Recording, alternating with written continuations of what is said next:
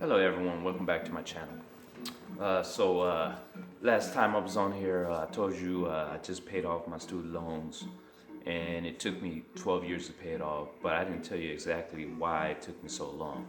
Now, you have many other individuals who paid off their loans with a very short amount of time, and I want to talk about the reasons why it took me a little bit longer than most. What I had was about 20 something $1,000 in student loans, which eventually ballooned to about 36,000 because I decided to put it in deferments, and that was one of my worst decisions that I ever made once I was out of college. But eventually I started paying on it over time. I started with about $50, $60 each month, and then eventually I started paying more on it. But let me tell you exactly some of the reasons why it took me so long. First of all, I noticed that a lot of individuals who pay off their student loans are individuals who are living with their parents. And you have to understand, not everyone have that opportunity to live with their parents in their basement while they pay off their student loans. Unfortunately, living in the Bay Area, things are very expensive. So if you decide to live with your parents, if the landlord was to find out, that means that not only would your parents have to pay more money, but you will have to start paying in rent as well. So that's one thing you don't want to do, is try to live with your parents. That is living in the Bay Area. You have to understand, I grew up in San Francisco. I'm born and raised in San Francisco, and if individuals find out that you're living with someone who is paying rent, they eventually, and I think this is all over, not just in San Francisco, but what they would do is, once they find out, they will have that person who lives there either to start paying more rent, or they have that person who's living with that person start paying more rent. And at the time, I didn't have a job at the time, so it wouldn't have been feasible to help my mom out at the time. Um, so that's one thing that allowed people to pay off their student loans much faster, when they don't have certain responsibilities to deal with at the time. You know, if you're living with your parents, you don't have to worry about a mortgage. You may have to pay them something. Hopefully, you're paying them something. But majority of the time, a lot of people try to avoid paying their parents, which I think is a bad idea. So one, you don't have to deal with mortgage. You don't have to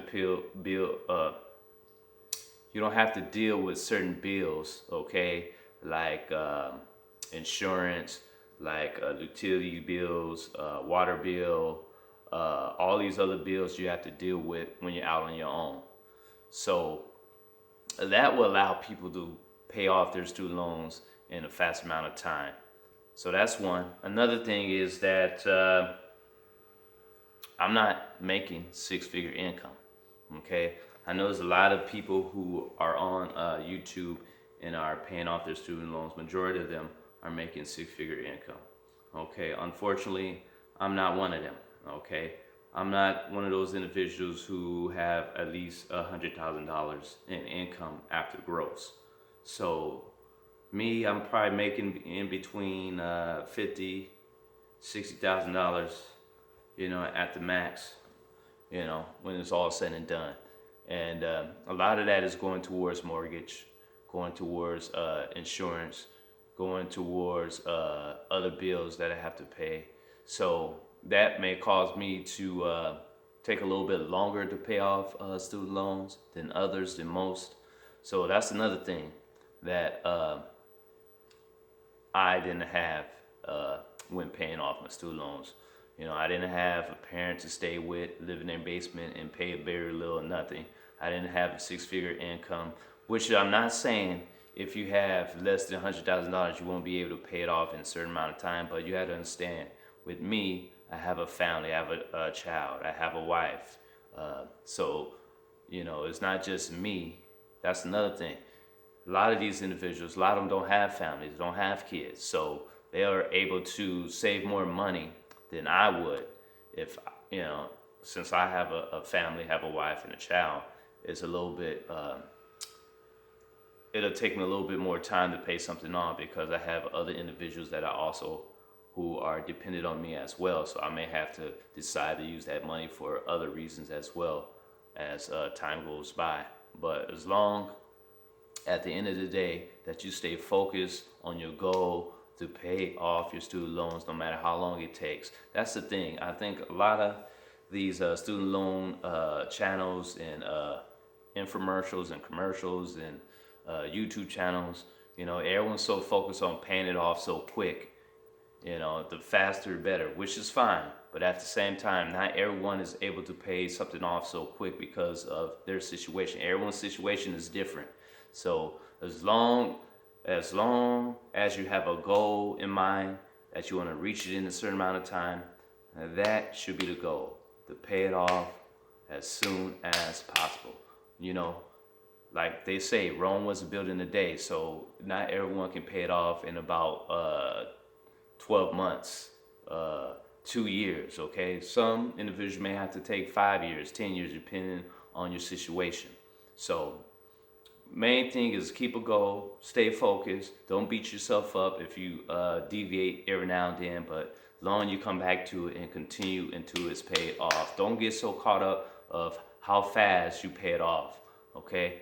Because everyone's situation is different. So don't get so caught up, especially listening to a lot of these gurus telling you, oh, just pay it off, you know, 7% interest and this and that and that. Don't get so caught up with that because that can kind of throw you off where you're trying to get to. You know, they have to take into account that every individual may have a different situation than this individual. Okay, this individual may have a family, may have to pay a mortgage. This individual may be staying with their parents, maybe don't have to pay so much in rent, so much in bills. Okay, they may have six figure where this person had maybe $40,000-$50,000. Okay, so you see the difference. So, you know, everyone is going to finish at a different time, but the main goal is to finish and pay it off. That's the goal. Another thing, okay, so I have a family. Okay, I have a child, I have a wife.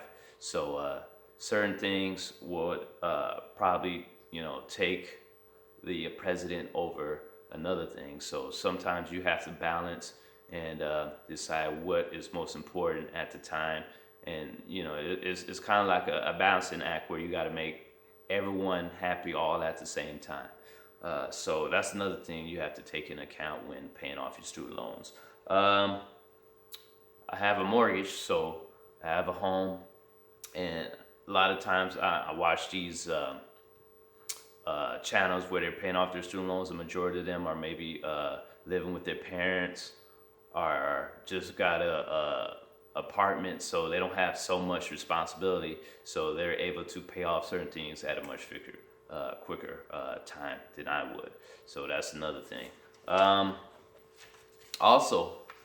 Also decided to make sure that I have a emergency fund just in case something happened. Like I said, I have a mortgage, so anything can happen. Some can happen to the roof, some can happen to the AC, some can happen to you name it. So many things can happen. So it's always good to, even though you're paying on something, always put some money away for a rainy day just in case something happens.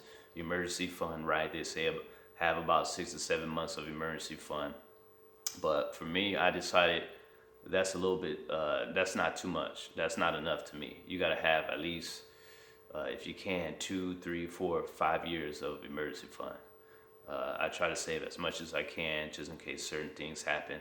And I'm gonna make a video on what happens after you pay off your student loans, what to expect. So I'm gonna do that video after this one.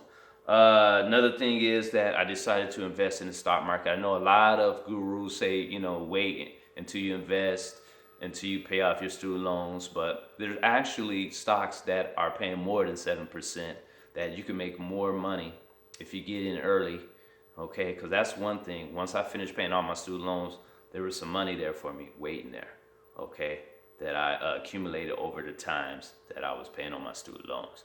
So I know they say, hey, you know, put that money towards paying it off, because you get a raise at the end, which is true. But at the same time, I was just making sure that if something was to happen, that I had some money where I can get access to just in case of emergency. Okay, and I'm gonna talk about that in my next video. Yeah, so those are the things that kept me from paying it off early. Actually, I could have paid it off when I finished college, but at the time I was young, I was whining and dining women, traveling, did a lot of traveling, and really, to be honest with you, what happened was I took a trip to New York, and at the time I put the ticket on my credit card, and as soon as I finished college, a few weeks later, I no longer had my job. I couldn't pay the $300 that was on my credit card, and it took me a little while to find another job. And through that time, the money seemed to compound.